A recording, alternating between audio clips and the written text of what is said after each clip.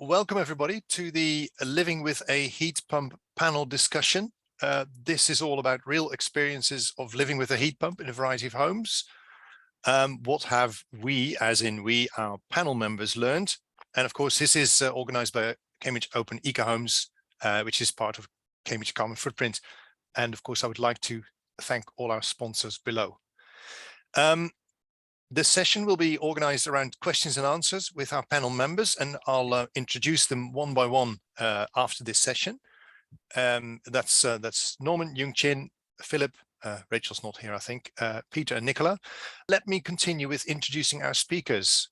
First is Norman Gentry. After a career in running a company in food safety and health and safety services, you could forgive Norman to lean back after retiring, but instead he took on the project of refurbishing his home and adding solar PV and a heat pump in the process. That was back in 2019, which probably makes him the panel member with the longest running heat pump. Norman, Hi. Anything to say about your system? Yes, good evening. My system was installed in 2019, and basically I'd already got solar panels in, and out of curiosity I asked the solar panel people about heat pumps, and one thing led to another. In fact, we got to a point where we could almost install underfloor heating, but that would have been a bit of a nightmare and it was too complicated, so we just settled for the system that you can see on your screen. I have also ran it as the installers suggested, which is basically fit and forget, because the whole concept of a heat pump is you keep it continuously running. So I've done that for the 3 years, just really to see how it works and to see what sort of problems I've come up against. It's ran really well.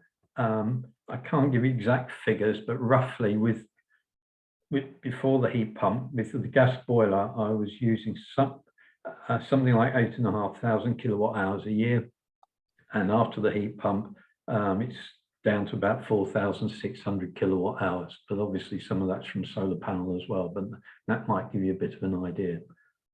And that's my system basically. Excellent, thank you very much. Then we've got Yung-Chin Ui. He's a physicist who turned software developer, which I can forgive because quite a few do that. But he works on grid decarbonization, which is worth to mention. So he's all aware of the carbon cost of everything, although he still likes his long showers, he told me. With that in mind, of course, all that background, you can't really afford not to have a heat pump. So that was part of his home refurbishment as well. Yung-Chin? Yes. I guess we sort of had the same choice as Norman. So well, there was the choice to put in on the floor heating, but actually in our refurbishment budget, basically it was either a heat pump or underfloor heating. So the heat pump won. I just found you some photos straight off my phone to sort of go with this topic of living with a heat pump and sort of showing you what real life is like with it. Hopefully an honest impression. Yes, it's not very big. It's mid-terrace, but because there are curtain walls front and back, which you can see in this picture, so it's basically all glass. And so yeah, the heat loss, even with modern glazing, is considerable. Well, I guess I put this photo in mainly to answer the question of how big are these radiators? When people say you need oversized radiators with a heat pump, well, can you spot our radiator? And I suppose you can, but my point was, it's not actually much bigger than a normal radiator. If I would have taken a close-up like this one, it would have been. It would have looked like a really big thing, but it's actually only bigger in one dimension. So it's deeper than most radiators that you would just find in a home. So length and height are the same, but it's really quite deep, so that there's more airflow through it. The fans that you see here are just there because I'm a bit of a nerd, and I wanted to see how much more energy we could save if we increase the airflow through the radiators. But the message from my experiment is you don't need the fans. Can we? Yeah. So on this slide here you see the heat pump in this relatively small garden. The garden is 4.5 meters across, and so it's actually not very big. It could have been smaller, but we wanted a really quiet one because the neighbors are so close to us, and we didn't want to annoy the neighbors. And this thing was the quietest that was available at the time. But you could get smaller and quieter if you were buying today. The most important thing on this image is actually something you can hardly see, but there's a wire running along the top of the building, and on the side of the building there is a outside temperature probe. And I think that's the one thing that's sort of really different in operating a heat pump from normal heating, is that it works best if you let it predict how cold your house is going to be in a few hours. So it measures how cold it is outside, and then it already starts heating your house. And other than that, you never have to think about it. And well, in our case, we don't even use the inside thermostat much. So we just use that outside thermometer. Yeah, and then finally, so how much space does your heating and water take? Well, this is our plant room. So basically, you have to look really well to find it. It's the little box in the corner that's actually on the back of where you just saw the heat pump. There's a thing that's just the size of a household appliance. It's the same width as a washing machine, and that has hot water and a buffer tank and some controls in it. It could have been freestanding if you like the look of that. Yeah, sorry, I'm talking too much. This is me. No, that's fine. Thank you. Then I'll like to go to the next speaker, Philip. About 2 years ago, Philip and Rachel, they embarked on a top-end retrofit of their 1930s detached home.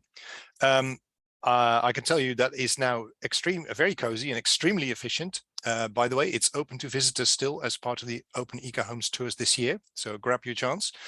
The retrofit allowed for the disconnection of the gas supply. A 7 kilowatt heat pump provides all the heating and the hot water for a family of 4. So the combination of plenty of insulation, high air tightness and underfloor heating means that the heat pump is able to operate in almost optimum conditions. So Philip. Hello.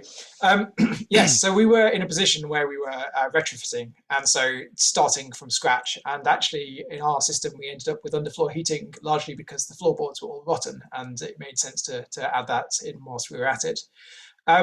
So we are lucky because we have the opportunity to start from scratch, and it means that we can run the heat pump at close to its optimum. And as a result, from both the insulation and the heat pump, we've reduced our energy use for heating and hot water by about 95%. But a really important thing to point out here is that about 93% of that is due to the insulation, and about 7% is due to the heat pump. So whilst heat pumps are fantastic things, you also should think about other factors as well, and insulation is a pretty important one. But some things I really like about this, it does just work, and I like the fit and forget sort of aspect that was mentioned before. And we've got these massive carbon reductions. I should say I barely notice the noise, and I tend to notice the A14 in our garden, and that's a couple of kilometers away. Really, I only know the heating's on when the pump is the circulation pump inside, not the heat pump, when I can hear that running in a house. And like this system works very, very nicely indeed with underfloor heating. A few things I'm not so keen on. I think there is quite a lot of complexity. You can see the plant room, and there is the question about whether that will how that will fare in the future. And I found it a little hard to find experts, particularly installers who I was convinced by. And the other thing I think I would like to mention in particular is that this is not a boiler. And there's a certain element I found of learning how to use it. For example, our heating controls are designed for a boiler and will simply ask for heat at the first opportunity that the temperature drops down. This is not a good way to run a heat pump. They like to be run steadily for a long time. So all in all, a very positive experience. I had a bias against air source heat pumps when I started this project. I'm now very firmly in favour. That's great. Thank you. Then I go on to the next speaker, and I'm delighted really to welcome Peter Miller on the panel tonight. Peter is a designer of domestic heat pump systems with a strong focus on effectiveness, simplicity, and affordability. What's not to like? His background is computer science, and he's an innovator and product designer. And this is also his way of responding to the climate crisis as effectively as possible. And of course, he has a heat pump himself. So Peter, I seem to remember it was the 1900s, but I might have gotten that wrong. Yeah, 1913. 1913. Oh, off by 10%. Okay. Yeah, so I started as a customer for a heat pump, and I had a very large heat pump put in, an 11 kilowatt heat pump, and the supplier didn't seem to know very much about it. It didn't work very well. I wasn't very happy. And then my lockdown project appeared to become a heat pump, qualified heat pump installer and qualified heating engineer. I'm not very good at the heating engineer, but I do have the piece of paper, which really just tells you how easy it is to get a piece of paper. I do know the science, and I'm learning a lot about heat pumps.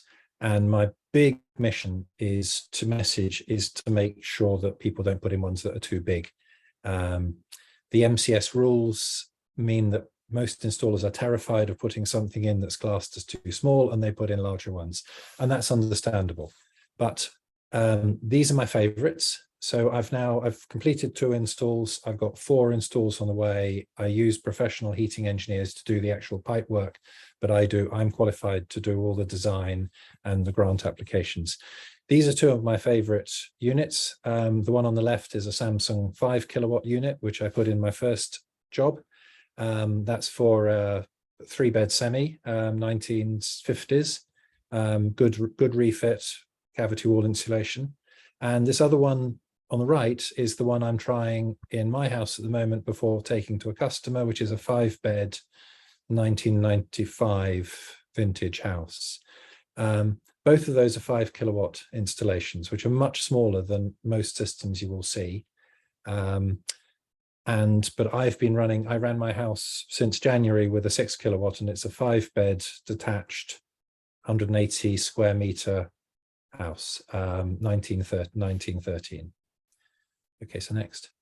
Sorry about this, but a really important thing if you're interested in a heat pump is to be able to give a good estimate as to the size of heat pump, and then argue like crazy with the installer if he says you need one twice as big. Broadly, if you know how many kilowatt hours of heat you use in a year, divide that by 3,000, and that will give you the size of your heat pump. If you use oil, divide the number of liters by 300, and that will give you the size of the heat pump you need in kilowatts, approximately. A much better approach, though, is during a cold part of this winter, take daily readings from your gas meter, convert it into kilowatt hours, divide it by 24, which gives you the average amount of heat you've used from gas over for each of the 24-hour periods. And this is what one of my customers did. They plotted the graph on the top right with the blue dots, and that basically said that at -2 they'd need 5 kilowatts. So, and if you just gather that data, a good engineer can then calculate what your maximum heat demand is. There's a bit of heat used for energy used for cooking. There's a bit used for hot water. Those are sort of taken into account, but you'll be surprised. You'll probably be quoted for a system twice the size that you need, and that's not a good idea. So next slide. Okay, so the good, the bad, and the ugly. Things that you require. You need a designer who's confident not to oversize systems. The general rule of thumb is the designer who offers you the smallest heat pump is probably the best designer. Yeah, I've yet to install one that's too small. I'm trying. The other one is go for open circuit continuous operation. That means that most of the radiators in the living spaces have no controls on them at all. They never turn off. They have no TVRs on them, and they operate 24 hours a day. What that means is the heat pump can use the radiators, smaller radiators, 24 hours a day, rather than larger radiators for half the time. The whole house gets up to a good temperature, and stays there, and the heat pump can run at a very low temperature. My radiators were running at 28 centigrade while it was 26 centigrade outside to get the house to 19 centigrade. It's amazing how, and that is very efficient for a heat pump. Things you don't require. Most of the people here have had heat pump, but have had buffer tanks. I'd never put them in. And there is a beautiful twin fan unit, which you're about to see, which again, that's a bit of a warning sign because that's quite a large unit. Now, the people, and I'm not criticizing the people who had the systems, I'm just saying going forward, we're looking for smaller, simpler systems. The other thing that I'm really interested in is that cylinders can actually be really quite small and still be effective. 150 litres seems fine as long as you reheat them as soon as they start going cold rather than leaving it for until heating it once a day. So, yeah, so and just very provocatively, yeah, here's a price list. Now these are trade prices. A 5 or 7 kilowatt heat pump will cost you about £2,000. Not much difference between the two. For the LG unit, which is my preferred unit, a cylinder with heat exchanger and pumps and a 3-port valve and a bits and bobs. I look for my clients to pay about £1,500 for a heat pump. My cheapest was that they cost the customer £5 because it was £5,005 and there was a £5,000 grant. So it's going to cost him £5. And the most expensive was £2,000. Now, these are cheaper than most quotes you will have. And this is the conversation we need to have over the next year, is how to get the costs and the simple systems in. Thank you very much. Then the last speaker on the panel is Nicola Terry. And I can safely say that it is impossible to do anything eco in wider Cambridge without getting to know Nicola. She works professionally in renewable energy research, modeling energy use in buildings mostly. But in her free time, she volunteers for Cambridge Carbon Footprint and Transition Cambridge, running their energy group. She lives in an extensively retrofitted Victorian house, and I didn't guess the age of that one, but of course it's heated by a heat pump. Nicola, please.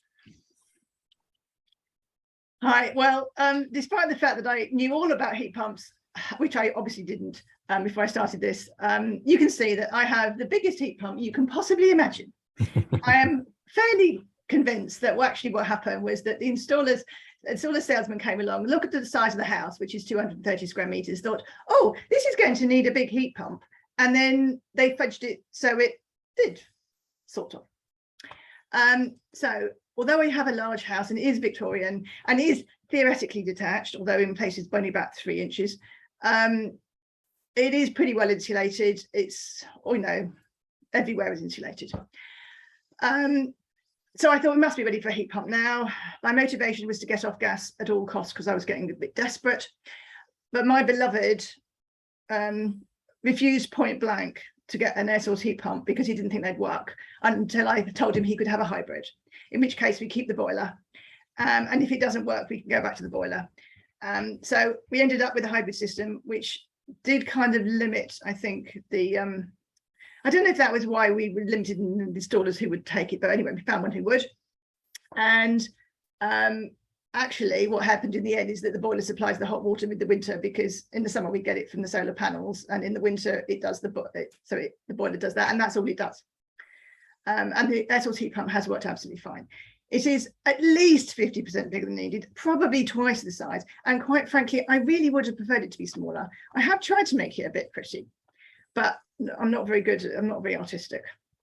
So on the left you can see the plant room. Now quite a lot of that would have fitted in the boiler cupboard if the boiler wasn't still in the boiler cupboard. So I think at least the cylinder bit would have, sorry, the buffer tank is the grey thing and the red thing is the expansion tank. But it works, it does work, despite the fact that it is oversized. It does work and it has performed to spec.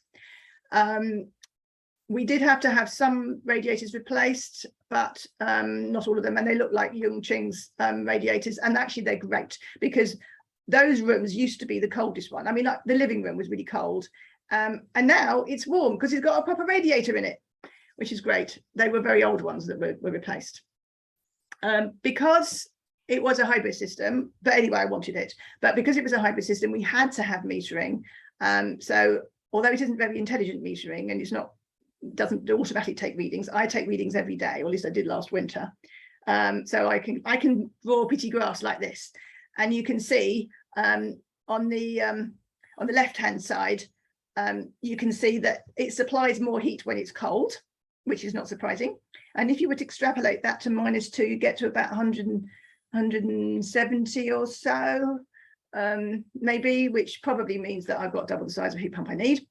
And on the right-hand side, you can see the performance, and you can see, as you would expect, that it gives worse performance when it's cold because it's got a bigger temperature difference to pump the heat against.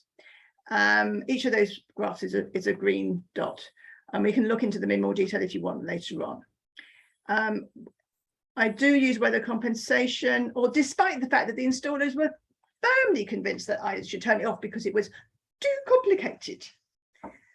So that means that in the cold weather, it runs the radiators hotter in order to put more heat out, and when it's warmer, it turns it down, which makes the heat pump more efficient, and that's great. In the first winter, despite the fact that I, quote, knew that it was supposed to run continuously, I was a little bit dubious about this, and I didn't like to do that. So I put the setback temperature overnight to about 16, which is still quite warm. But then later on, I decided that actually I would try and bump it up a bit. So I bumped it up to 18, and it did use more heat. And then I remembered to turn down the flow temperature, because now that it is warmer, it doesn't need the radiators to run so hot, because it's continuous. It doesn't need bursts of heat, so you can run the radiators cooler. And then I got back to the same amount of electricity that I was using before. So we ended up warmer overall and very comfy overnight, because my beloved wasn't very well, and which is probably why I didn't want to risk anything. We were extra warm, and we were using no more electricity than before. I think that's all I want to say for the moment, but obviously you can ask questions. And that provides the perfect bridge to the Q&A session. Please, everyone, if you have questions, please post them in the chat, and then I can forward them to one of the panel members. If you have very specific questions to one of the panel members asking about their specific setup, then we can forward it directly, and please mention that in the chat as well. I'll now stop the screen sharing so we can look at what the...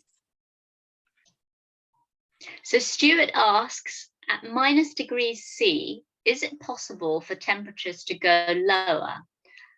Storage for wood at 2 meters by 1 meter, says Stuart. So is it possible for temperatures to go lower? I think, Peter, can I forward that one to you? Because the -2 degrees, I think you can tell us a bit more about that.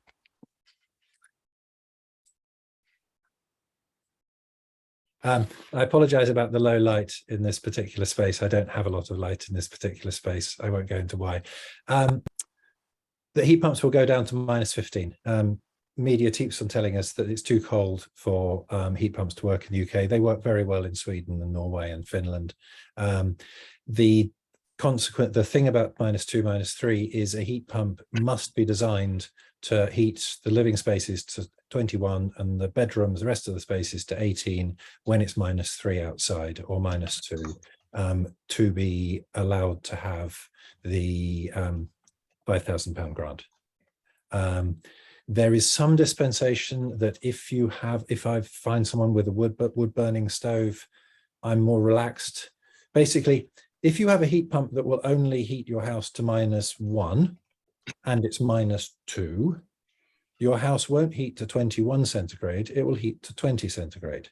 It won't suddenly blow up and fail to work.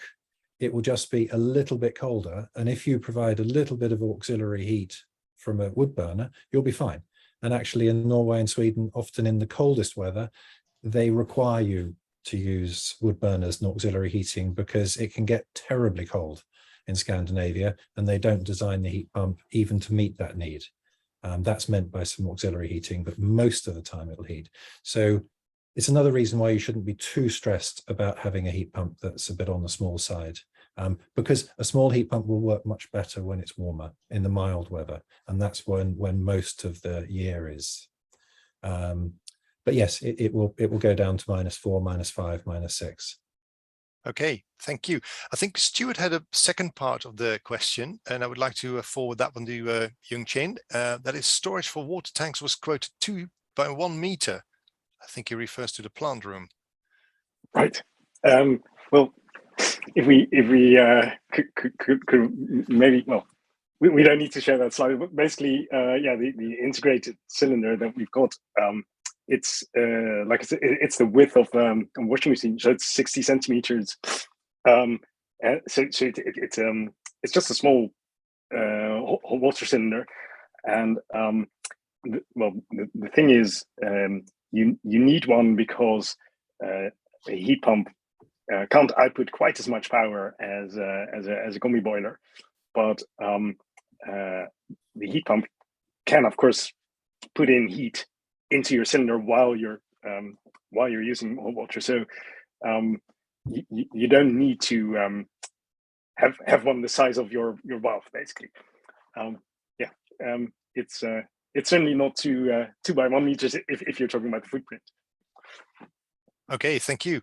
Then I've got a question from Ian Smith. How do you find a good installer? I think, can I pass this on to Norman, please? Because I think it was early days when Norman installed his, and he seems very happy. And I don't know if it was a DIY install, but Norman, can you tell us how you found the installer you were happy with? Yes, I actually went to a company in Cambridge, I won't mention any names, who actually stopped installing and had gone into supplying installers with bits and pieces and components. And they actually recommended 2 companies to me. And speaking to a couple of other people who'd had systems installed, that's how I found mine. And I'm very happy with what I've got. There seems to be quite a few around. I think you need to ask the right questions, as Peter was saying, and that will come back to you, and ask them how many systems they've installed. One of my neighbours has had one installed recently, and it was the fourth one they'd installed. So I do wonder how much experience they'd actually got. Right.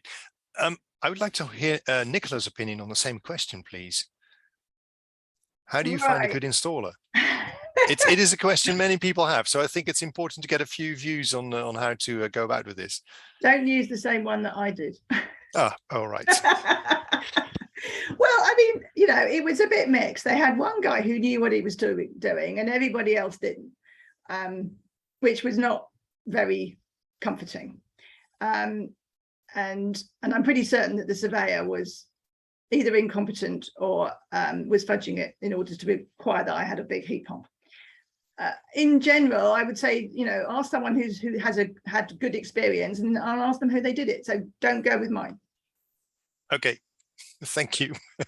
Then I've got another question here from Lucy Chapman. I think that's one for Peter as well. So can the plant be in the loft space?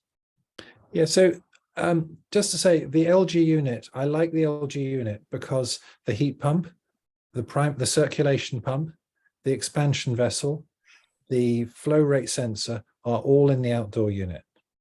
So a lot of the things that are shown that otherwise have to have somewhere in the house, and also all the electronics is in the outdoor unit.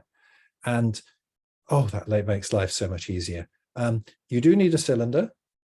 I say, you know, the smallest cylinders are like 475 millimeters wide. Typically they're 540 millimeters wide, and the height varies depending on the size of the cylinder. You can, and a 540 millimeter cylinder will normally go into the loft.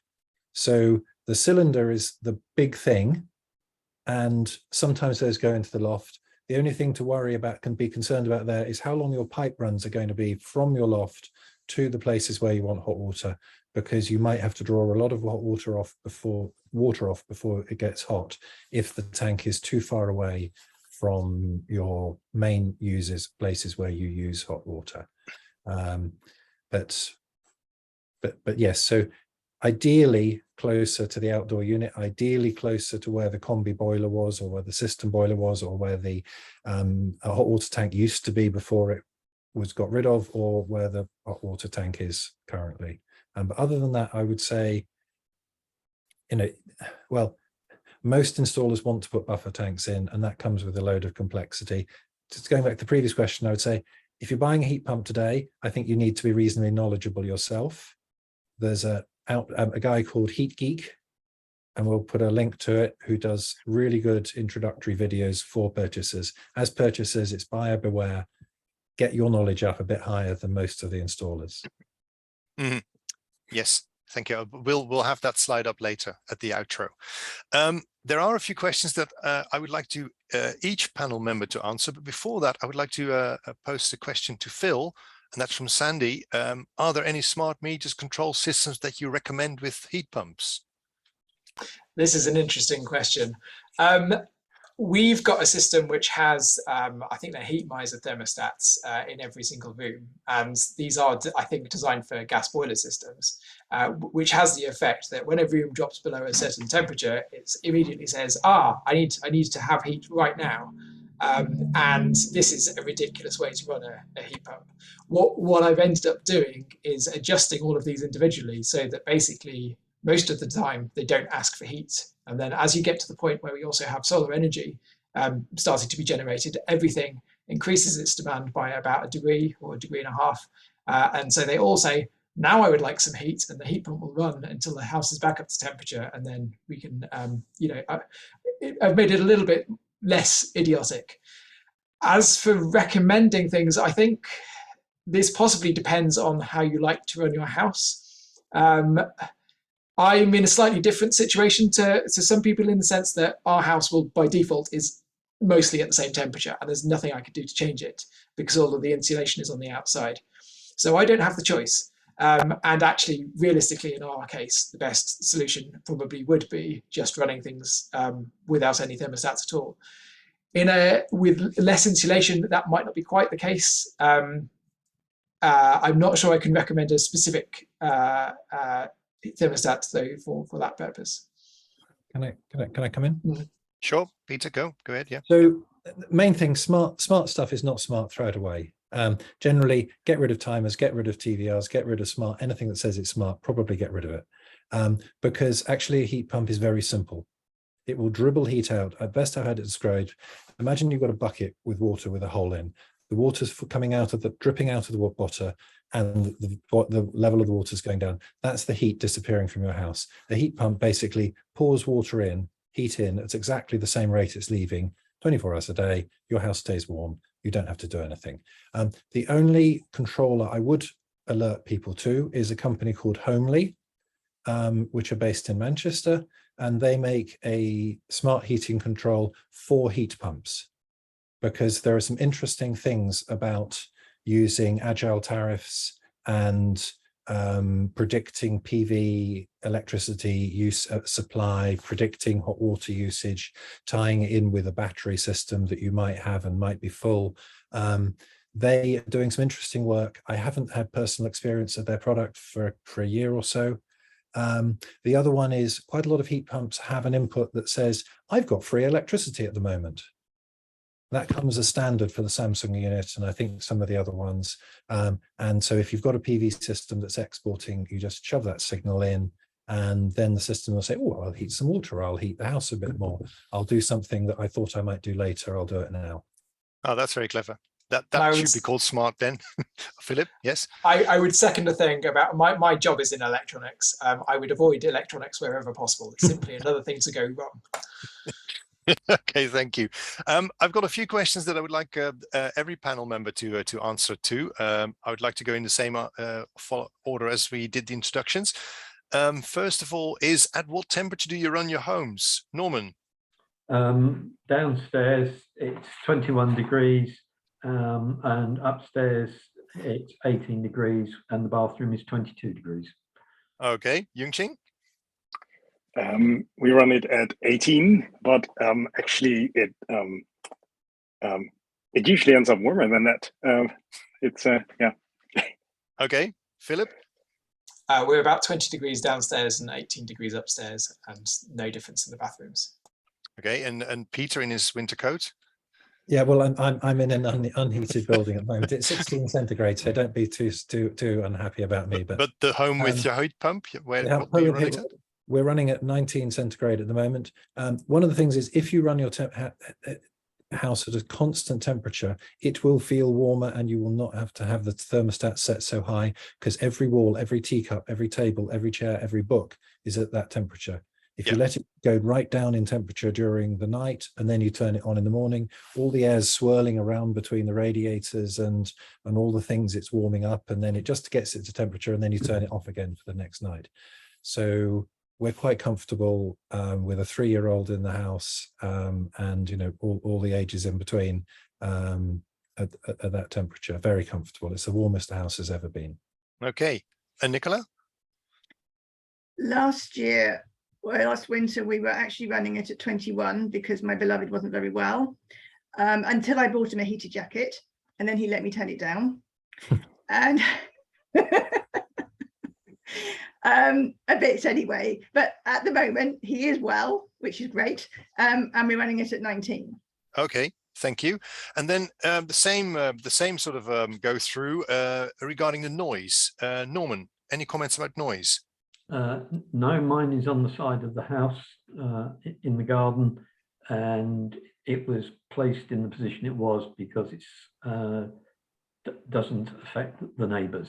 There is some noise from it, you can hear it, but to me it's not a nuisance. I mean, I have heard somewhere if every house in the street had one, it could be quite noisy, but I'm not in that position at the moment. Okay, thank you. Young-Chin? So it usually runs well below full power. I think typically ours runs at about 25% of full power, and yeah, when it's running in the summer to heat the hot water, we'll sit 2 meters away from it, and I'll be the only one who notices. Okay, so very quiet, but that's one of the selection criteria also, as you said. Yes. Philip? Yes, as I alluded to before, I generally don't notice it. I think other local noises such as cars passing, the bus going past, children, even birds, I think I tend to, it is white noise basically. You tend to tune it out anyway. If you're seriously concerned by it though, the over-rating thing does seem like one reasonable choice for going for a slightly bigger one. Okay, and Peter, what about the noise of your heat pump? Yeah, so our first one was an 11 kilowatt heat pump on our house. It was noisy, partly because there was a metal grill on the front which wasn't attached properly, and it went tack, tack, tack, tack, tack, tack, tack every time the fan went round. Okay. Well, that was just a little bit of a filler or something to stop that. It turned on and off every 3 or 4 minutes, and it would sort of leap off its stand every time it did it, because it was just grossly oversized. Go down, so we now have one that just basically purrs along continuously. It's a continuous thing, and it's actually the starting and stopping often that you notice rather than the noise itself.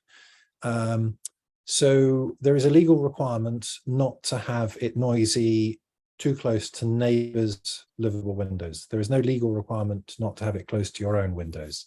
The smaller the unit, the noisier it will be. So the Samsung unit, which is particularly small, is delightfully small.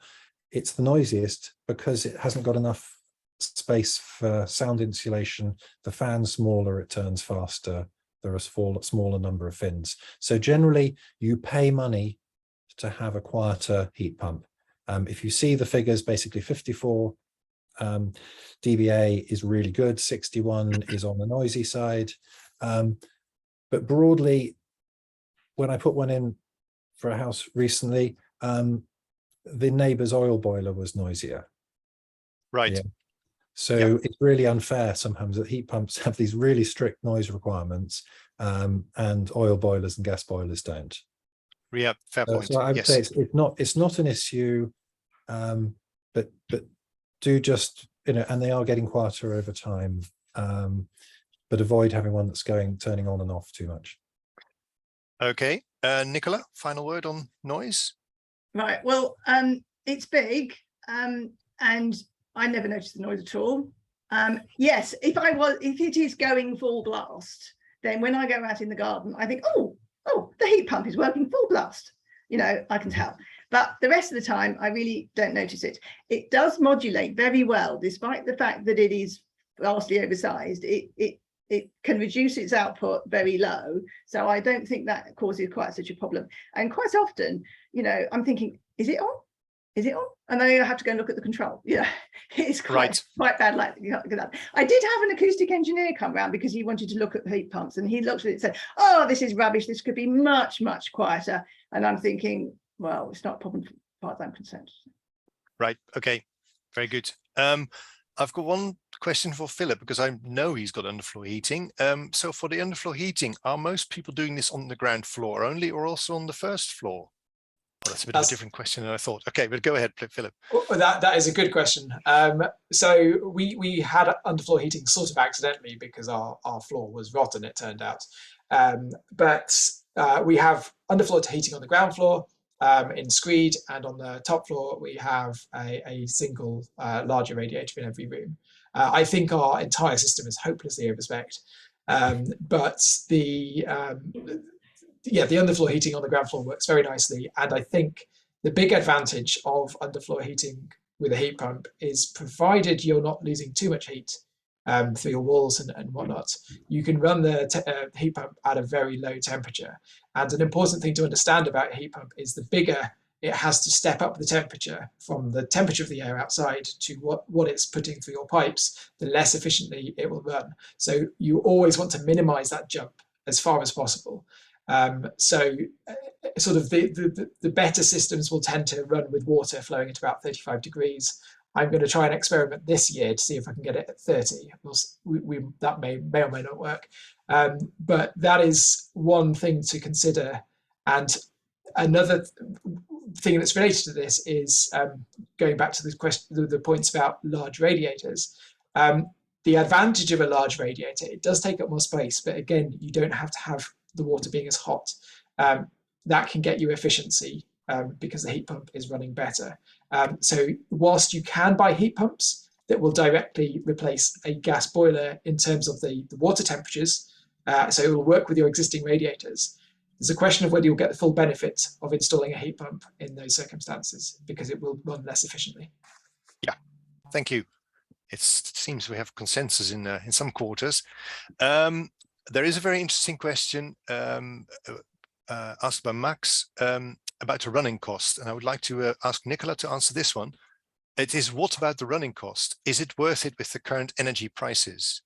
Oh dear. Sorry. Well, yeah, probably. I mean, the thing is, what most people will say is, what is my current gas bill? Divide by the coefficient of performance of my heat pump, and that is going to be how much electricity I need. And therefore, and at the moment, it's a factor of about 3 to 1 with the cap. Sorry, not at the moment, but when we get the cap comes in, it will be about 3 to 1 with gas. So if that would, by that simple rule, if you have a COP more than 3, you're going to be the same. And if you have a COP higher than 3, it's going to be less.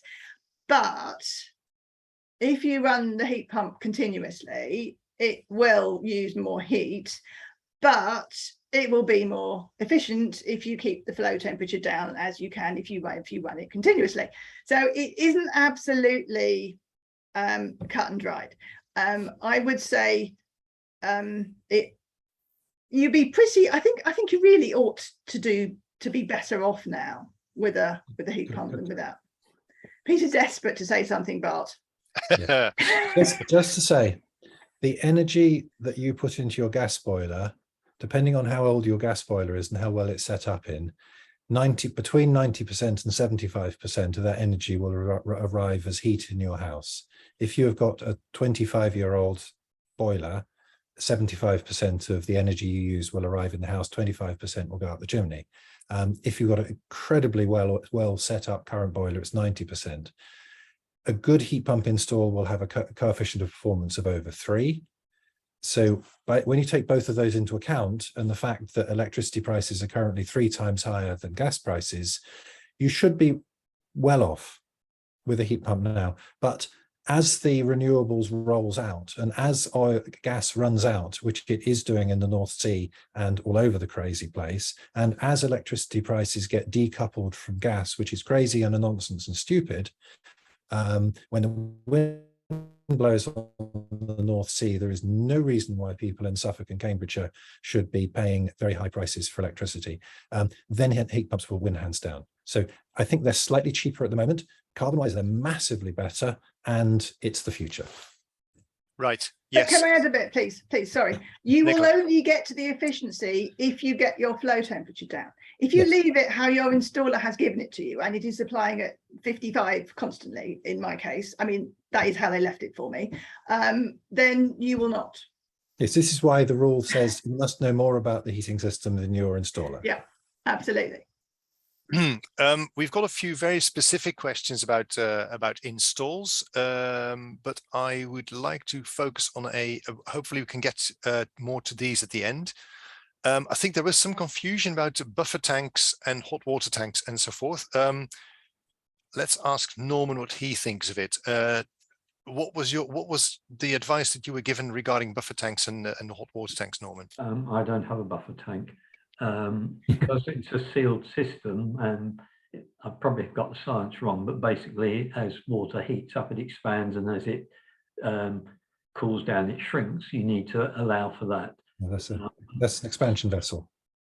Yeah, so that's the expansion vessel. And the buffer tank is to keep a balance as it goes around the system. And if you, as Peter said, take some of the radiator valves off so they're permanently on, then you don't need a buffer tank. Okay, thank you. But there is a difference, of course. You can do away with the buffer tank, but you cannot do away with a hot water cylinder. And someone asks, like, do you need a specialist hot water cylinder for a heat pump? I'm afraid we'll have to ask you again, Peter, to answer this one. You can use, if you've got a cylinder in the house, you can consider using it. Traditionally, hot water cylinders were vented. You had a cold water tank in your loft, and the pressure in the tank was the difference in height between the height of the tap that the water came out and the height of the tank, which is why pressure was often disappointing and people put pumps on their showers to get a decent pressure. These days, you would normally put in an unvented cylinder, which generally will work at like 2 or 3 times atmospheric pressure, whatever the water pressure is to your street. Capped, but then with a regulated down to 3 bar, and that will get you much higher water pressures and generally much more satisfactory flow rates, particularly through showers. So generally, people, even if they have a cylinder, will say, actually, I'd like to have a better shower or a better flow rates. In terms of the size, generally you're looking at about sort of the same sort of size. It's the same sort of water volume. It's just the modern ones hold at a higher, use the mains pressure regulated rather than a tank in the loft. You also get rid of a tank in the loft, which is good. Excellent. Nicola's got her hand up. Nicola? Yeah, I'm sure what you said there is absolutely right, Peter, and I hesitate to, but I understood that you had to have a new cylinder because you needed a bigger heat exchanger, because there's less of a difference in temperature between the water coming out of what was the boiler and is now the heat pump. If you want to heat your water to 55, then you're going to have to have a higher temperature than that in order, and bigger heat exchanger allows you to have less of a difference. Yeah, you're absolutely correct. If you want to keep the existing cylinder, you need to generally on the outside, if you've got a good modern cylinder, but it's not got the coil big enough it's not got a high gain coil, it's called. If it's designed for a boiler, you need an external plate heat exchanger. You need an external bit of kit to take the water out, heat it up and pop it back in again. So you're absolutely right. And which is why often people end up sort of replacing the cylinder. But if you've got a cylinder that's only the system that I quoted £5 for had a cylinder that was only put in last year, and it's just going to have an external plate heat exchanger on it, which takes the water out, heats it up, pumps it back in again. Yeah, sorry. Yeah, Philip has hand up, and Yung-Chin as well. So it seems that hot water cylinders and buffer tanks are worth discussing a bit more. Philip? I'd just like to encourage people to take their installer to task if they do get one installed, because the difference between an A-rated cylinder and the one that they will probably try to sell you is quite significant. For example, our tank loses about 40 watts continuously, or at least it would do if it was at 65 degrees. That's half the amounts that the average cylinder that you would normally get sold will lose. So it's worth also considering the efficiency of the cylinders, because good ones are available, and I don't think they're that much more expensive. So it's a corner that seems to get missed, I think. Right. Yeah, and of course, because heat pumps work best when it's hot all the time, it's your loss is 24/7 basically. Yeah. Just say generally the water in the hot water tank, you would generally run a bit cooler. So we're at 50 degrees. We run ours at 45, and then we heat it up once every week to be sure we don't get Legionella, because again, you're trying to keep the temperature difference between the outside and the target temperature a little bit lower, because it's more efficient. But I agree, you know, that the getting one with good insulation, you might as well. Larger insulation takes up a little bit more space, but as long as you're not catastrophically short of space, you should just have a look at that. Yeah. Okay, thanks. Then last word on the cylinder, Yung-Chin. Actually, I was going to say the same thing. We run at 45, and of course that makes the heat pump more efficient. And then it helps to have a special cylinder that remembers to run a hygiene cycle every week, because otherwise you have to remember that and do it every week. Yeah, so this thing it just heats itself up every week to disinfect, and I don't have to think about it. The other thing though is, even though I agree that you don't need a buffer tank, I would just add a note to that and say it does make your system more efficient. So if you have space for it, I would say, well, put in a buffer tank, not a big one, maybe not as big as we've seen in the images, but a small buffer tank helps. I guess in case your system, which has got a relatively small volume in the radiators, that might be specific. If you have a massive house, with especially in that case, yes. Yeah, because of course the volume in your radiators and underfloor heating might count as towards the buffer tank, I would think. Right. Yes.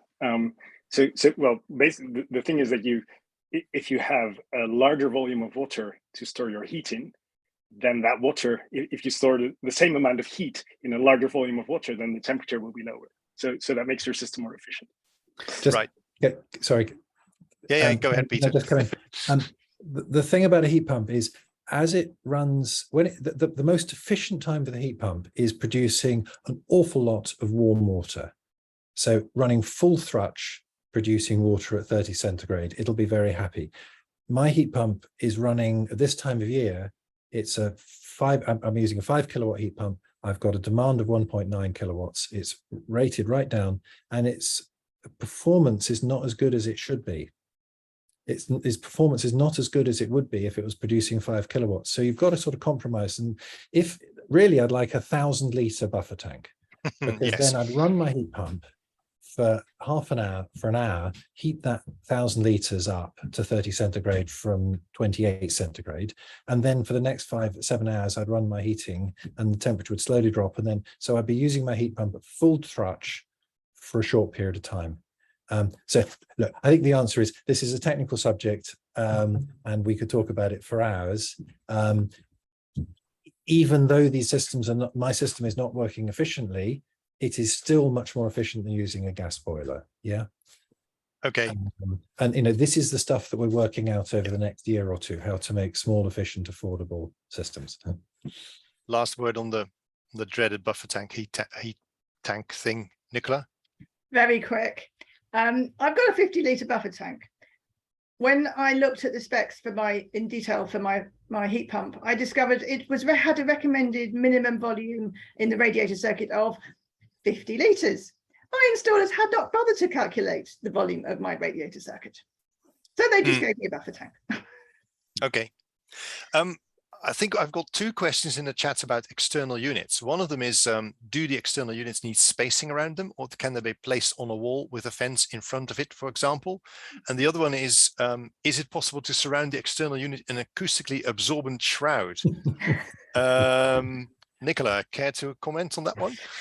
It does need space. It most definitely does need space around it, because it has to have nice air free flowing in the places where it has it. So I mean, in my case, it comes in at the side and goes out at the front. And also you have to have space around it in order that the service engineers can come and poke about it regularly. So that's fine. You could have it in a corner with two sides covered, but it really needs at least two sides, because it's got to come in one way and out another. And if you surround it with an acoustic baffle, that nonetheless lets the air through, that would be okay. But what I will also mention is that if you put your heat pump directly in front of a flower bed, they had better be very, very cold and wind tolerant plants, because when it blasts cold.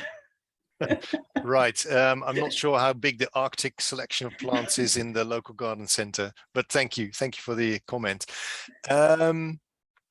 I think I've got a question from Norman here.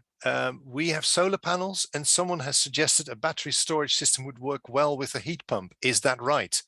Norman, you've got solar panels. I think some others of us as well, but any care to share your thoughts on it? I was going to say, I hope so, because I'm waiting to have the solar batteries installed at the moment as we speak, doing the calculations, and a friend of mine has already done it. It is making quite a big difference. There were days over the summer where she was not purchasing any electricity at all from the grid. So hopefully it looks as though it should be a good answer. Yes. Although in summer, of course, you don't need the heating. You might need cooling though. Yeah. Hot water good. and things like yeah, that. and hot water, of course. Yeah, good point. Let's have a look. There's one question I've been saving up for a while, and Philip, do you want to comment? I was just going to say very quickly on the subject of solar batteries, it's something I'm looking into at the moment. Bear in mind that it's highly unlikely that you'll have enough solar in the winter months to actually run your heating system. Even in our case, we've got very low demand. I don't think we will always be importing between about November and February, perhaps. So that is obviously the point at which we're likely to be using the heat pump most.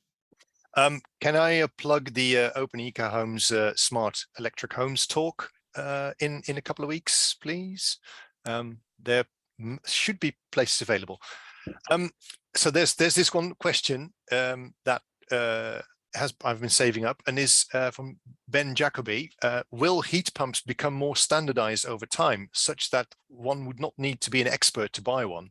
In which case, do the panel think there might be any advantage in waiting a year or two before installing? For example, when cars first appeared, users had to be experts, but clearly that is not the case now. Yung Chin, any first thoughts on this? So I think it's harder to operate one if you haven't got your insulation and airtightness sorted out. But other than that, I mean, if the installer sets it up correctly, and maybe that's the biggest caveat, then you never have to look at it again. So we had an installer who, well, left us with a very peculiar setup, and I spent the whole first winter figuring out what all the settings meant. And but after that, I mean, so we've had the system for 5 years. And so after that first winter, I've actually only touched it twice a year because in the summer I just don't want it to come on at all. So I touch it twice a year well, in summer to say that it doesn't have to come on. So I think if you can find a good installer who configures it well, they're ready. Yeah. Okay. Thank you. Nicola, I see a hand raised. I would just like to add that despite the fact that I wasn't actually very impressed with our installers, our system does work. It only gives the efficiency that they said it would. It doesn't do any better, which is slightly, you know, I was a bit miffed at, but I really shouldn't be, because he did what they said it was going to be. And I think you should ask Norman that question as well. Norman. Well, I think we've got to a point where the technology has sort of become fairly standardized. I think we're getting to a point where the installers and the manufacturers are actually looking for people to buy them, so that it makes it more economical and worthwhile for them to actually keep producing more and more and training more and more people up to install these things. So I think we've got to a plateau at the moment with this technology, and I think it's now's the time to be looking at it. Obviously, the technology will move on. I think there's more appetite to answer this question. Thank you, Norman. I think that was very clear. Philip. I firstly think that it's worth suggesting that maybe the panel likes to tinker more than the average person does. So that some of the people here, including myself, may be making life more complicated than it needs to be. I think that I would say that once the system's installed, it's pretty simple. It's water in, water out, and an electricity supply, and then the system should just run. I think the difficulty is in finding the person to do it right in the first place. That's my feeling personally. Okay, thank you. Very good pointing out that the average, the panel might be not the average heat pump customer. Peter. It's mad at the moment. There are very few installers. To get MCS approved is a right pain. There are 20 suppliers of heat pumps. The manuals are written in some sort of Korean that's been translated via German and Turkish into English. I don't know what they mean. And I've chosen, I was just talking to my wife and say, look, I'm only going to do one heat pump until I actually properly understand every single word of the manual, every single setting, because they're all different. It's like when the cars, they hadn't agreed on whether the clutch and the brake were this way around or that way around. We have too few installers. The products are very varied. Some of them, the Mitsubishi, I wouldn't touch with the barge pull. I don't believe they work. I think they've got a fundamental problem, which they won't admit. And I've told them that. And I think if you've got a working gas boiler, work on the installation for the next year or two. If you find yourself a good installer, go for it. But there are very few, and quite a lot of them are making hay while the sun shines, while there are so few people. And quite a lot of gas boiler manufacturers, installers just won't touch them. They say, oh, I've heard they don't work. We've got all this nonsense of hydrogen boilers going around. I hope we will be in a much more mature place in a year or two. But if your boiler's conking out right now, go for it. Right. And if and if you're keen as mustard and an early adopter, go for it. It's lovely. I think it's a very good point, because I think I have to quote Nicola, well, not verbatim, but it's when your boiler breaks, it's probably too late to start thinking about a heat pump. You should anticipate, because it's not a straight swap. Yeah. So on one hand, yes, if you have a working boiler, but it also means do the homework and look ahead at what comes next. Yeah. There's a couple of questions on air tightness. One of them is, can you please comment more on air tightness? Can one leave one room unheated and open the windows? Can one air the heated rooms and get rid of smells and so on? So how quickly is the recovery? I think I would translate that into. And there's another question about how do you achieve air tightness in older properties, which might be a Q&A session in itself. And do you need a mechanical ventilation system? I think this has more got to do with perceived comfort and how well the heat pumps can recover from a blast of cold air coming in. I see Yung Ching nodding there, so you must have something to say about it, hopefully. Well, yeah, so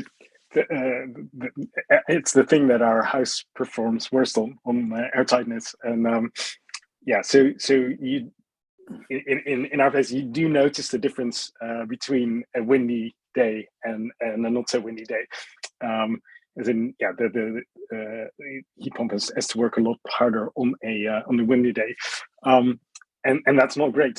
So I mean, I would like to fix that, but still, it can perfectly keep up with that, and we air the bedrooms probably 15 minutes, even in the middle of winter, in mornings, and it'll recover quickly. I would say actually the harder thing is the other part of the question too. So if you want to leave a room unheated, like if you want a cool bedroom, this is something we struggle with, because the heat is so continuous that it's actually difficult to achieve a cool bedroom. Okay, thank you. And as a contrast, I would like to ask Philip for to answer the same question. Yes, I thought this might come my way. So we've done air tightness essentially from scratch over the entire house. I think so. Basically, if you're going crazy and taking everything back to the bare minimum, then air tightness is feasible to achieve even in an old house. But it's very, very tricky, and air is pretty tricksy stuff. It will get anywhere that you don't expect it. And even after we put all that effort in, I still I'm aware of 2 or 3 leaks in the house, which I can do pretty much nothing about. I think reducing leaks is definitely a good thing in all properties, but there has to be a caveat here that you do need a certain amount of ventilation unless your house is designed to have mechanical ventilation. We have mechanical ventilation, which itself has a host of benefits and means that we can get away with a completely sealed house. But before that system was properly working, it got very unpleasant over the course of a day or so. That said, we still open the windows in summer. But from a retrofitting thing, improving or reducing the number of leaks will give you a definite improvement. But there is a certain amount of having to tread carefully to avoid getting rid of actually useful ventilation. Unless you have a specific system to do it. And not completely unexpected, I've got, thank you, Philip, there's a very clear, very good answer as well. And not unexpectedly, I've got Nicola with her hand up. So Nicola, please. Yeah, I'd just like to say that air tightness is not any violently different thing from general it's another heat loss.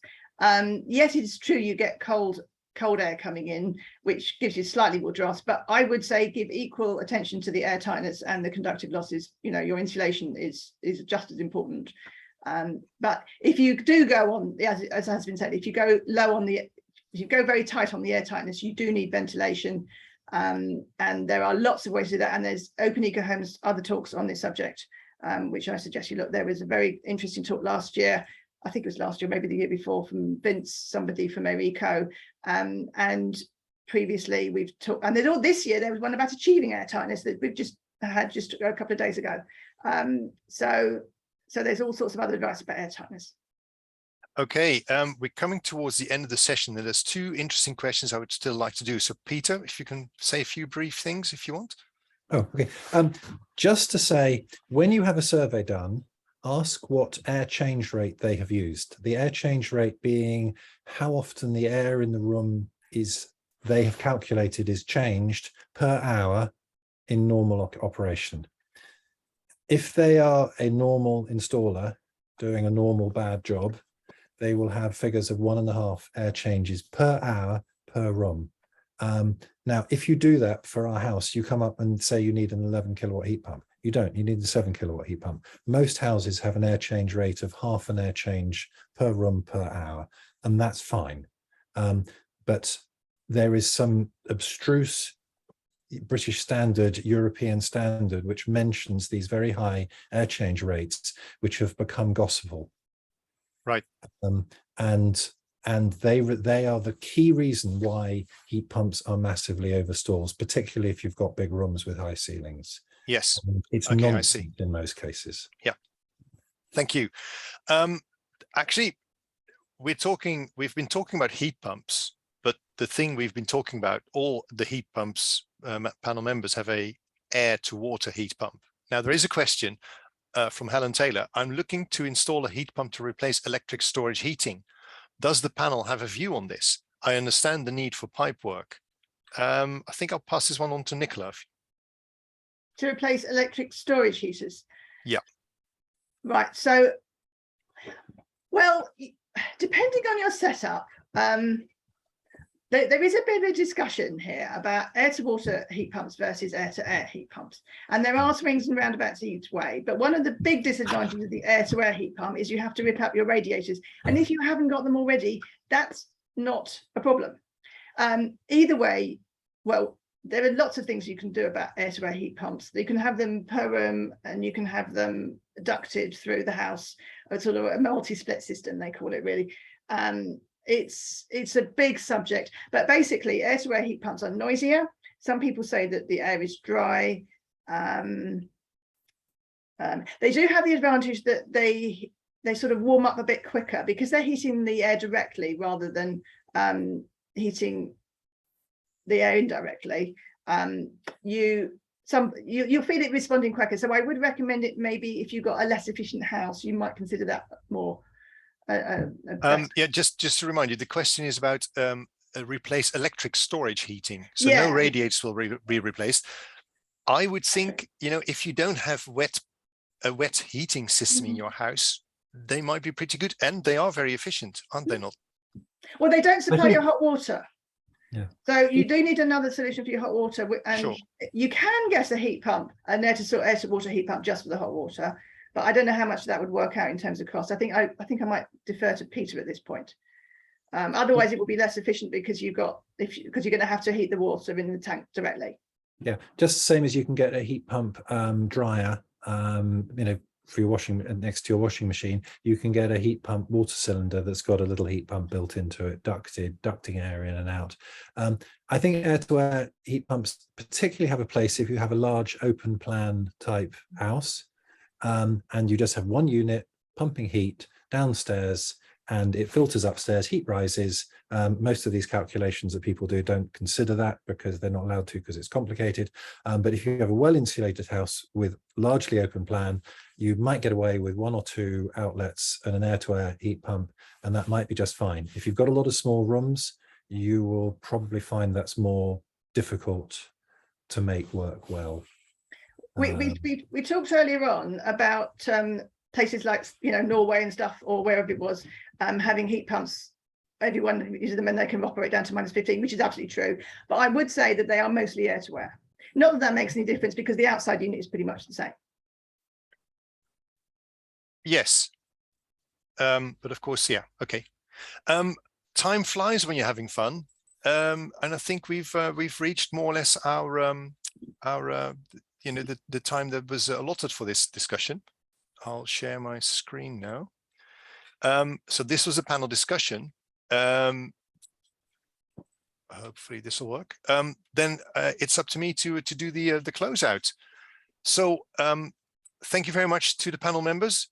Thank you very much for the audience for posting the questions. Open Eco Homes is a sort of runs on largely volunteers, and yeah, I think it would be much appreciated if you could make a donation to help us to run more Open Eco Homes tours and organize more events like these. So there's a page there. There's the sort of, if you want to share your experiences on social media, please, there's a hashtag you might want to include. I would like to thank you for your support. Then there is one more thing. Of course, we do not have these sessions just to chat. It's also to encourage and empower people to get on with their retrofits or consider the eco aspect of a new build if you're lucky. So please have a look, get started with your retrofit, click on the link, see where you can go, what you can do, book another tour or talk. It's quite addictive, I must say, but you learn an awful lot. There's a wealth of case studies to be you know, read about in the web page. 2 particular events. Although they are so overwhelmed with interest that it might take a while before you get a place on one, but there are thermal imaging cameras on loan, which will help you with assessing the thermal performance of your house. And there's Transition Cambridge's personalized home energy advice tool available. And as a conclusion, there is a few links here. Nicola's blog, very interesting, wide-ranging, but always on the energy eco front. There's performance, two particular posts. There's the performance of my heat pump. How big should your heat pump be? And then there's the link that was already talked about, the Heat Geek advice for consumers. This concludes the official bit of the session. If the panel doesn't mind and the audience doesn't mind, we could go on for another 10, 15, 20 minutes. Feel free to leave, no obligations, but if you want to talk about more heat pump related questions, I'm happy to direct more questions, but we could also just have it a bit more free ranging and you know, see what we want to do. Let's see how many people are still here. There's still 30 participants. I could just go on and, you know, read out more questions if you like. I think there is some interest from various people that have heat pumps that are cycling quite a bit.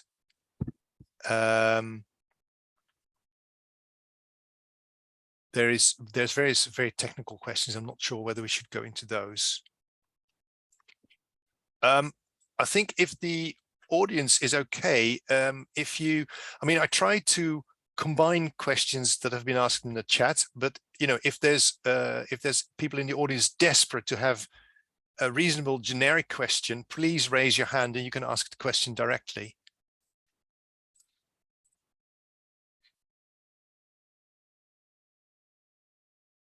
There is a question about MVHR. Is it a good fit with a heat pump? Anyone likes to comment? I see.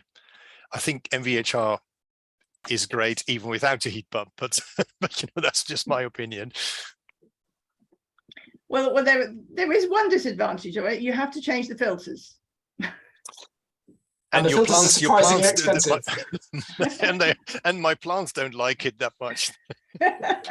But the distinct advantage of it is we have the high-tech MVHR, and we also dry our clothes with the old tech, which is a Victorian drying rack, and our house is permanently at 50% humidity and everything just dries. It's fantastic. Peter, any words? We've got a little through the wall Ventaxia unit. It sucks air in through a sort of honeycomb and sends it out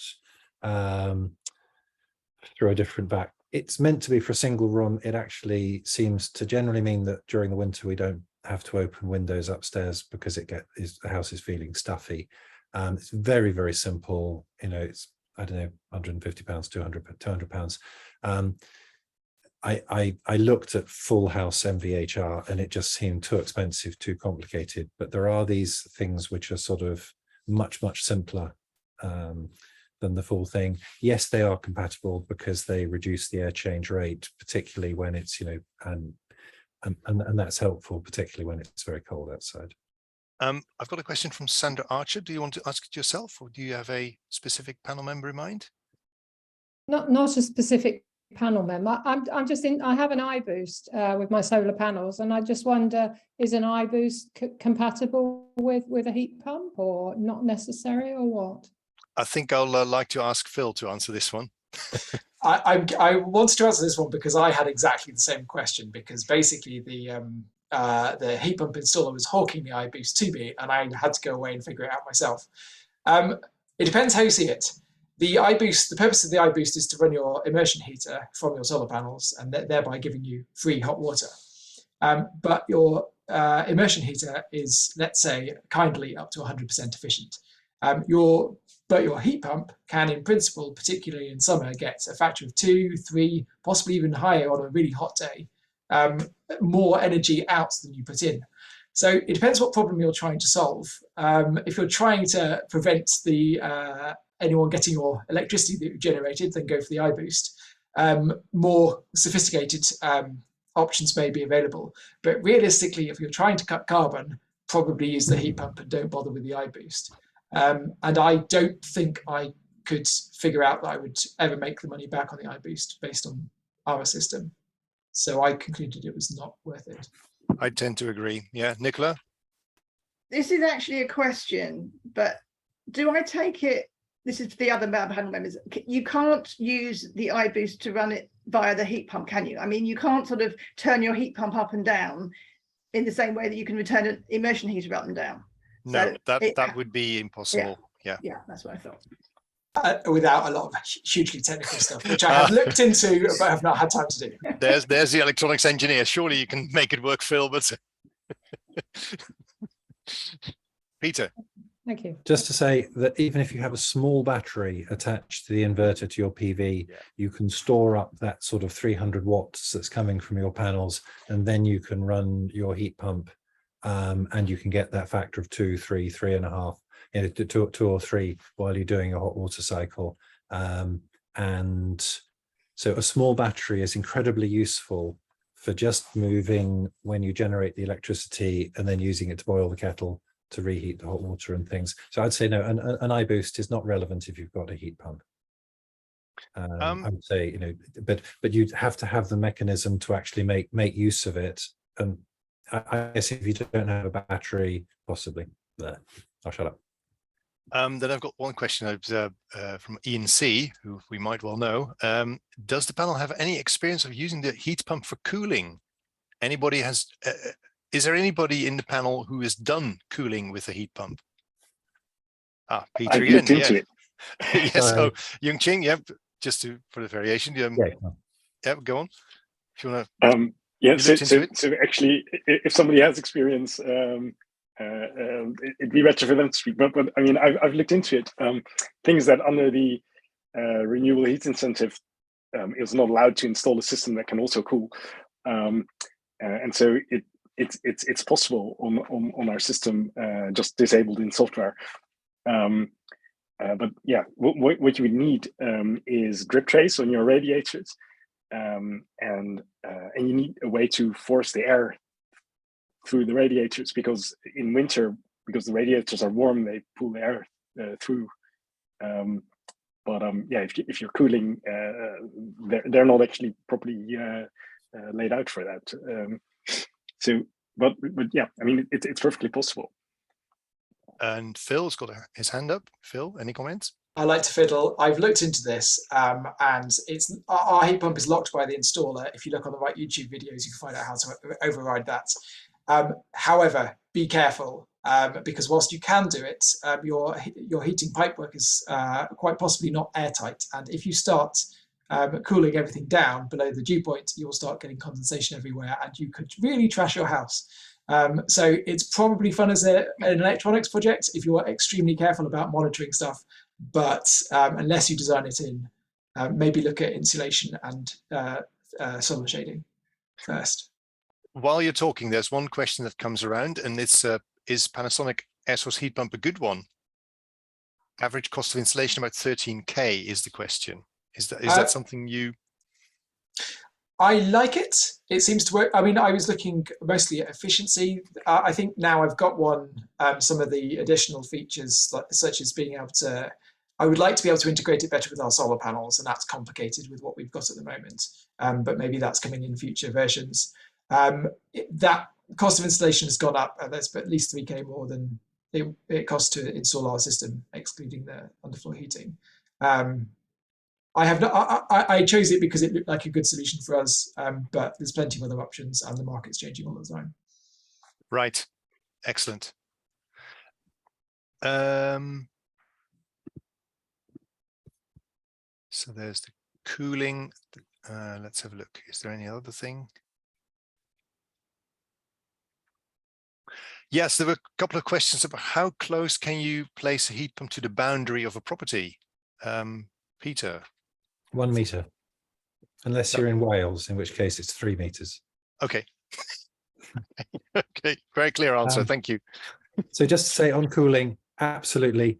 If you use your heat pump for cooling, you risk getting water condensing on your pipework in your floors and dripping off your radiators and rotting your floorboards. And yes, I did play with it during the heat wave in the summer, and I do have fans on my normal radiators, just like you, Ching. I did sit with a lovely cool blast coming off the radiators, and I did make sure they weren't below the dew point, but it's not very effective. I think in future we will have good solutions to cooling and heating, and the new grant does allow you to run cooling. The renewable heat incentive, which ran out at the end of March, did not allow you to use it. The the boiler upgrade scheme grant does allow you to, but the other thing is, if you have a house with a lot of solar gain and you want to cool your house to 17, you will need a much larger heat pump in order to cool it than you will do to heat it in the winter. Because if you're trying to get, so just be careful. It's basically a different problem. But in future, I would like a heat pump that can do a bit of cooling just to take a couple of degrees off when it's crazy, crazy hot, but not to be full air conditioning, because that's a whole different ball game. Yes, although the air-to-air heat pumps might They would do better. come out They would do shining much here. better. Yeah, that's yeah. where they shine through. Yeah. Nicola, any words on this? Sorry, this is about the proximity to the boundary, and it's really about the noise. Just a slight word of warning. There are regulations for the actual heat pump install, calculating the sound at the nearest neighbour's sort of window, and they're kind of rules of thumb which are applied. And that is the usual rule that is used when you install the heat pump. However, that is less stringent than the environmental nuisance regulations for noise.